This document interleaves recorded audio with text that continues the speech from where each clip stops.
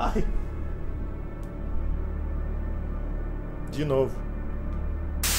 Durante um intervalo para exercícios, um perigoso assassino escala os muros de um centro de detenção e escapa para a liberdade, iniciando uma verdadeira caçada humana.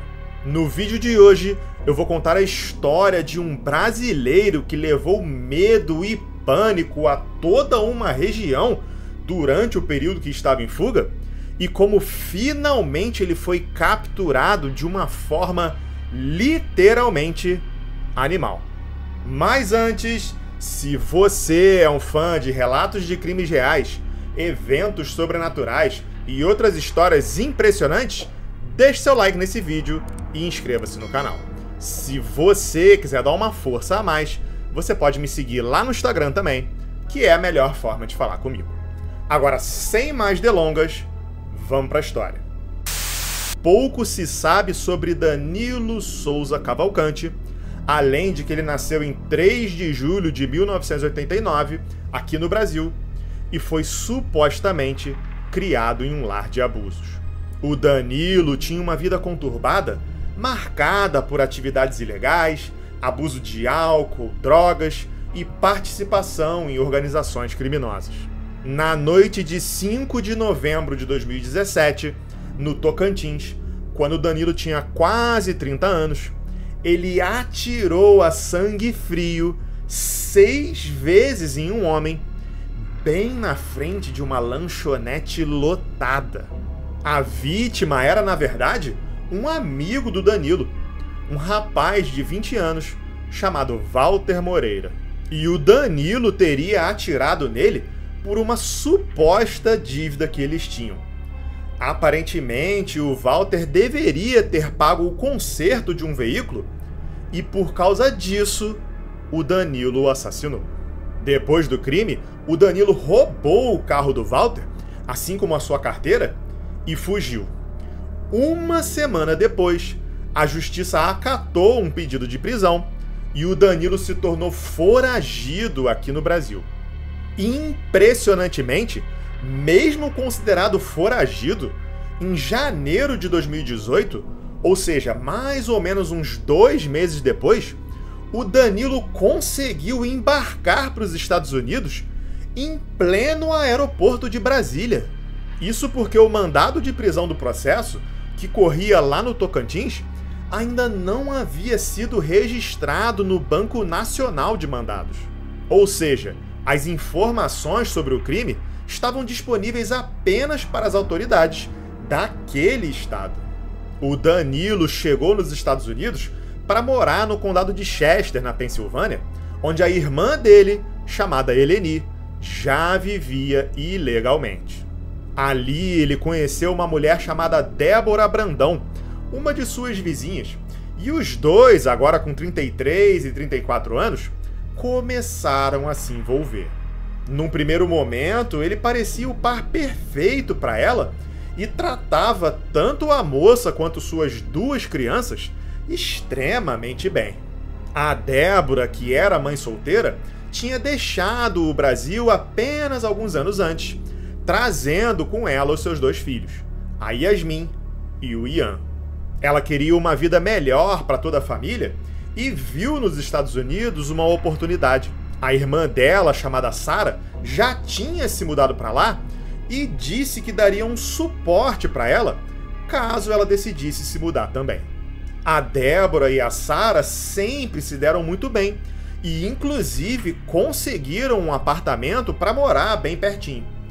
A Débora começou a trabalhar no negócio de faxina que a Sara tinha e as duas se falavam todo santo dia.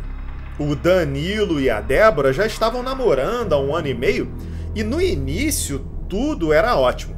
Mas com o passar do tempo, o Danilo foi se transformando e se tornando algo bem diferente. Um certo dia, a Débora revelou para sua irmã, a Sara, que as coisas não estavam indo bem. Que o Danilo tinha se tornado uma pessoa extremamente ciumenta e, quando bebia, se tornava instável. Ele passou a ser uma pessoa paranoica que estava o tempo inteiro mexendo no celular dela sem permissão. Em uma dessas ocasiões, o Danilo ficou furioso sem motivo nenhum. Os dois discutiram e se empurraram e o Danilo acabou mordendo a Débora com violência. Depois que ela se livrou dele, ele a perseguiu com uma faca e, quando finalmente a pegou, fez diversas ameaças, dizendo que se um dia ela o traísse, que ele faria o pior com ela. Depois de todo o ocorrido, a Débora decidiu que aquilo era o suficiente. Ela sentia que tanto ela quanto os filhos estavam em perigo e solicitou uma medida protetiva contra o Danilo em dezembro de 2020. Ele ficou furioso com o término do relacionamento e com toda a história da medida protetiva. Além do fato dela ter secretamente se mudado para outro apartamento, que ele não sabia onde ficava. Já no novo apartamento, a Débora se sentiu mais segura e achou que tudo aquilo tinha ficado para trás e que ela e os filhos poderiam, então, seguir com a vida. Mal ela sabia que o Danilo não concordava nada com aquilo e que por dentro, ressentido, ele fervia de raiva. No dia 18 de abril de 2021, infelizmente, o Danilo viu a Débora na rua, saindo de um supermercado, e resolveu segui-la até a sua nova casa. Ela estacionou na residência e ele estacionou logo atrás. Ele saiu do carro e foi até ela. O proprietário do imóvel estava lá no momento e observou enquanto o Danilo se aproximava. Ele disse que quando ele os viu, eles estavam apenas tendo uma conversa e que não parecia que algum tipo de agressão ia acontecer. Então, ele foi embora.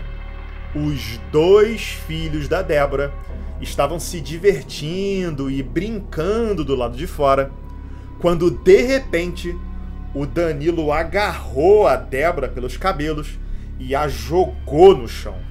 Em seguida, ele sacou 2 facas e golpeou a Débora várias e várias vezes. Em choque, as crianças testemunharam enquanto aquele homem atacava a mãe deles. A Yasmin, que tinha apenas 7 anos, correu desesperada para dentro do prédio e gritou com todas as forças por socorro, para alguém ajudar a mãe dela. Um vizinho ouviu os apelos da menina e foi correndo até lá. Quando ele chegou no local, o Danilo já havia partido e só restava o corpo extremamente ferido da Débora no chão.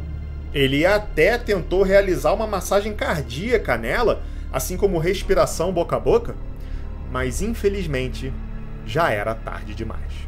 Posteriormente, uma autópsia revelaria que ela levou 38 facadas distribuídas na garganta, no coração e nos pulmões.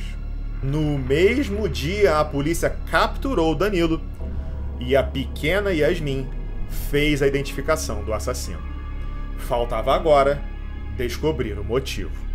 Depois que o relacionamento terminou, o Danilo permaneceu furioso com a Débora e passou um tempo a perseguindo e a pressionando. Em certo momento, depois de tanto assédio, a Débora não aguentava mais e finalmente revelou para ele que ela sabia de tudo sobre o assassinato no Brasil, que era para ele deixar ela e os filhos dela em paz, ou então ela o entregaria às autoridades. Agora, ele sabia muito bem que havia um mandado de prisão ativo por ele aqui no Brasil e juntou numa coisa só o ódio pelo final do relacionamento com a vontade de silenciar ela. Depois que as autoridades cuidaram de todo o local do crime, o proprietário pôde finalmente entrar no imóvel e descobriu que a Débora havia colocado vários alarmes nas portas e nas janelas. Ela estava claramente assustada, preocupada se o Danilo apareceria para invadir a residência. O julgamento do Danilo começou em 16 de agosto de 2023, na Pensilvânia, com ele acusado do assassinato da Débora Brandão. A Yasmin, agora com 9 anos, deu outro testemunho corajoso, dizendo que ela lembrava de tudo naquele dia e identificando o Danilo como o homem que havia matado sua mãe. Diante da enorme quantidade de evidências e do ótimo trabalho das autoridades, um júri levou apenas 15 minutos para dar um veredito, considerando-o culpado pelo assassinato da Débora. No final do julgamento, ele foi sentenciado à prisão perpétua, sem a possibilidade de liberdade condicional. E é aqui que a história toma um rumo totalmente inusitado. Depois de todo o processo, o Danilo foi levado até a prisão do condado de Chester, onde ele ficou aguardando uma transferência para a prisão estadual, onde ele serviria a pena de prisão perpétua. Só que, impressionantemente, em menos de 2 semanas na prisão do condado, ele escapou. No dia 31 de agosto de 2023, os guardas fizeram uma contagem de rotina e perceberam que o Danilo estava faltando. O que ninguém imaginava é que nas semanas seguintes ele iniciaria um verdadeiro reinado de terror, atingindo a comunidade como uma verdadeira tempestade. Assim que a mídia noticiou que aquele perigoso assassino havia escapado, uma atmosfera de medo se instalou na região, com as pessoas ficando apavoradas. Uma sensação de paranoia se espalhou, com o povo pensando que poderia topar com o assassino a qualquer momento. No dia seguinte, ou seja, em 1º de setembro, por volta das 11h30 da noite, uma família se preparava para dormir. E enquanto o pai se deitava na cama, ele ouviu um barulho estranho vindo do andar de baixo. Ele saiu do quarto, se abaixou um pouco e lá de cima ficou olhando para o andar de baixo, intrigado com aquele barulho. De lá de cima, um pouco abaixado, ele conseguia ver um pedaço da sala e da cozinha. E estranhamente, os barulhos continuavam. Ele retornou até a esposa no quarto e disse: "Olha, eu não quero te assustar, mas eu acho que tem alguém lá embaixo. Pega o seu telefone." Quando ele retornou às escadas para olhar novamente, se abaixando um pouco mais, ele percebeu que a porta da frente estava entreaberta. E ali, ele disse que sentiu uma sensação horrível, como se seu estômago estivesse caindo. Logo em seguida, ele ouviu barulhos como se alguém estivesse revirando as gavetas da cozinha. Ele achou que o melhor era se armar com alguma coisa, mas tudo que havia no corredor era um retrato dele e da família.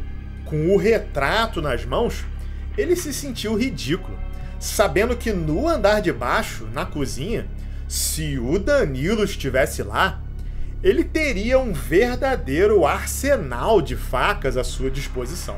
Quando ele olhou para a esquerda, ele viu o interruptor de luz e pensou que seria uma boa ideia piscar as luzes algumas vezes para ver se isso assustava quem quer que estivesse lá embaixo.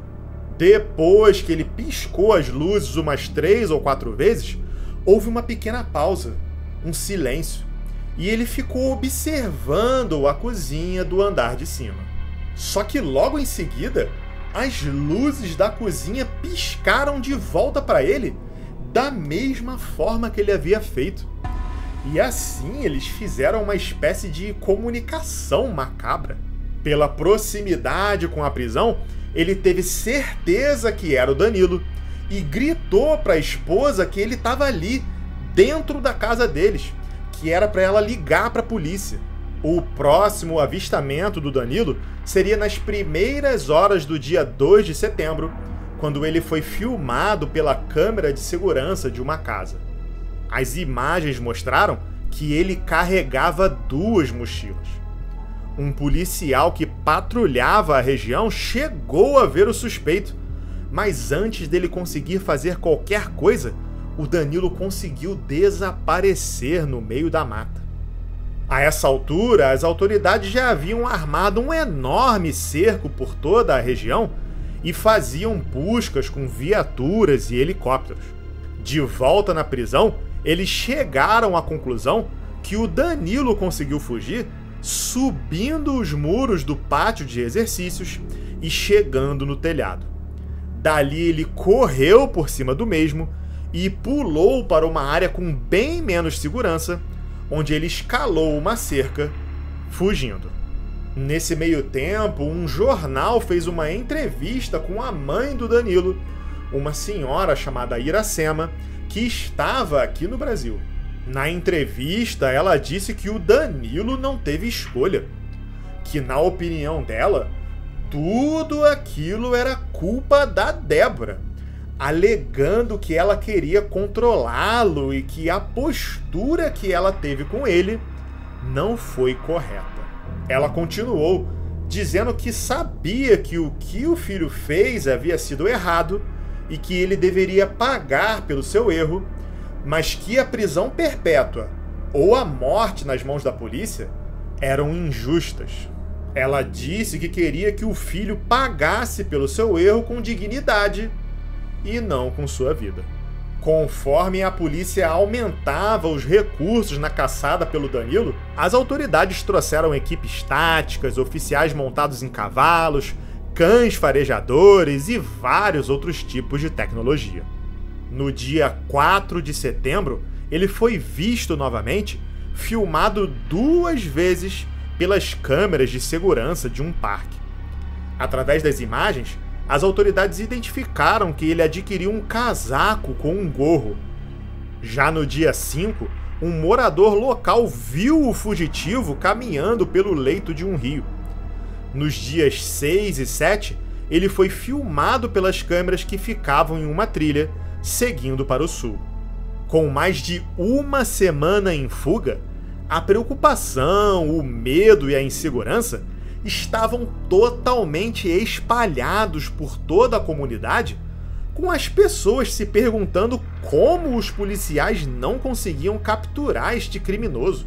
No dia 9 de setembro, o Danilo entrou em uma propriedade a mais de 5 quilômetros de distância do local da fuga. E, para sua sorte, ele encontrou um daqueles carros de carga aberto e com as chaves dando sopa na ignição. Ele roubou o carro e dirigiu mais de 30 quilômetros até um local chamado Phoenixville, procurando a ajuda de um antigo colega de trabalho. Agora, o colega não estava em casa e o Danilo acabou filmado novamente pelas câmeras de segurança da casa. Aparentemente, ele havia feito a barba, trocado de roupa para um casaco verde ou amarelo e usava agora um boné preto. Ele estava aos poucos conseguindo mudar de aparência, mas ainda utilizava as calças e o tênis da prisão. No dia 10, as autoridades localizaram o veículo roubado. Ele havia sido abandonado em um campo, pois estava sem gasolina. Ou seja, o Danilo estava novamente a pé. No dia 11, ele foi visto novamente em outro local e as autoridades elaboraram um perímetro por lá. Eles chegaram a encontrar pegadas na lama do calçado característico que os presos utilizam. Mas, infelizmente, isso não seria de muita ajuda. Porque não muito tempo depois, as autoridades receberam uma ligação de um morador local alegando que as suas botas de trabalho haviam sido roubadas. Pouco a pouco, o Danilo estava conseguindo se livrar de tudo que poderia resultar na sua captura. E mais, no mesmo dia, uma outra ligação de um morador Dessa vez com uma notícia muito pior. Segundo o homem que havia ligado, ele estava em sua casa quando percebeu uma pessoa saindo de sua garagem, roubando um rifle calibre 22 que ele guardava lá. O dono da casa chegou a sacar sua pistola e atirar em direção ao ladrão enquanto ele corria para a mata, mas não acertou sequer um tiro.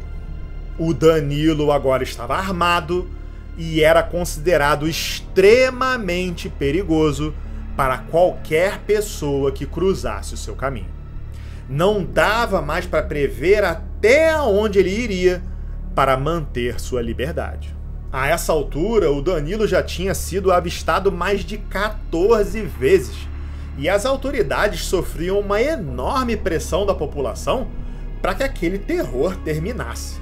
Finalmente, no dia 13 de setembro, sua fuga chegaria ao fim. Durante a madrugada, o alarme de uma casa disparou. Os policiais foram até lá, mas não encontraram nada. Mesmo assim, as autoridades acharam que era melhor deslocar alguns recursos para lá, só para o caso de ter sido o Danilo quem disparou o alarme. Por volta da 1 da madrugada, um helicóptero equipado com uma câmera térmica vasculhou a mata na região e encontrou um sinal humano vagando pelas redondezas. A aeronave seguiu o sinal enquanto podia, mas eventualmente uma tempestade a forçou a retornar para a base. Quase às 8 horas da manhã, uma combinação de esforços de vários times táticos vieram por todas as direções, avançando em direção ao sinal. Eles resolveram vir cautelosamente, fazendo o máximo de silêncio possível e verificando cada buraco da mata. Enquanto as equipes fechavam o cerco, o Danilo resolveu fugir, rastejando por baixo de um arbusto bem denso e ainda carregando o rifle que ele havia roubado. Mas ele não foi muito longe dessa vez. Para o seu azar, um oficial canino, um pastor belga chamado Yoda, o farejou e o capturou rapidamente. O cão, que é treinado para morder e segurar, se enfiou nos arbustos e fincou os dentes na perna do Danilo depois de dar uma mordida na cabeça dele. A caçada havia terminado, com o Danilo finalmente capturado. Ele foi interrogado e confessou que passou a maior parte do tempo enfiado na mata, nos cantos mais isolados possíveis, tentando evitar ser visto. Ele saía apenas para roubar comida e sobreviveu a maior parte do tempo comendo frutas que ele furtou de uma fazenda e bebendo a água do rio. Apavorado com o cerco das autoridades, seu plano final era roubar um carro e seguir até o Canadá, onde ele tentaria voltar ao anonimato. O Danilo está agora sob a custódia do Departamento de Correção da Pensilvânia, detido em uma prisão de segurança máxima. Lá ele servirá por completo sua pena de prisão perpétua e será conhecido até o final de seus dias apenas por um número. A irmã dele, a Eleni, também foi detida. O visto dela expirou e ela será deportada de volta para o Brasil por se recusar a cooperar com as autoridades durante as buscas por seu irmão. Já a mãe do rapaz que o Danilo assassinou ainda no Brasil disse que não está satisfeita com a captura e a sentença de prisão perpétua. Ela mencionou que somente no dia que aquela coisa ruim deixar de existir, que ela poderá então se sentir em paz. O cão Yoda recebeu uma medalha e entrou para um hall da fama de outros cães lendários que ajudaram heroicamente as forças policiais. E essa foi a nossa história de hoje. Se você é um fã de relatos de crimes reais, eventos sobrenaturais e outras histórias impressionantes, deixe seu like nesse vídeo e inscreva-se no canal. Eu sou o Rafa e esse foi o Arquivo Obscuro.